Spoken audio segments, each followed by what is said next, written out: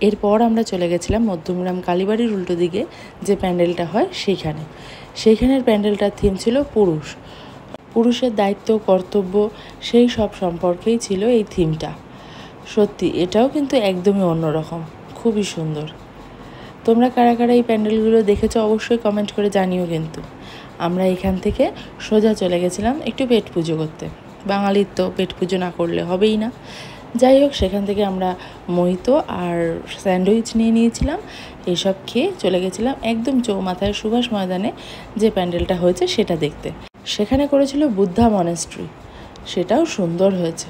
অনেকটা জায়গা নিয়ে করে, বেশ খানিকটা জায়গায় প্যান্ডেল হয়, এছাড়া প্রোগ্রাম হয়, আর খানিকটা জায়গায় হয় মেলা।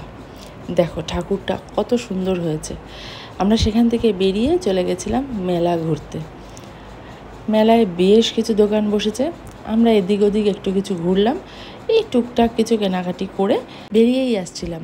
দেখা হয়ে গেল আমার এক দিদির সাথে। তো দিদি জামাইবাবু তাদের পুচকে, এদের সঙ্গে দেখা করে টাটা বাই বাই বলে বেরিয়ে চলে আসলাম বাড়ির উদ্দেশ্যে। আজকের মতো ব্লগ এখানেই এন্ড করছি। এই দেখো আমাদের ক্লাবের মাতৃ প্রতিমা, কি সুন্দর না দেখতে। আর দেখো আমার ছেলের তখনও একদম ব্যাটারি ফুল চার্জ। আজকের মতো টাটা, আবার দেখা হবে অন্য কোনো মিনি ব্লগে।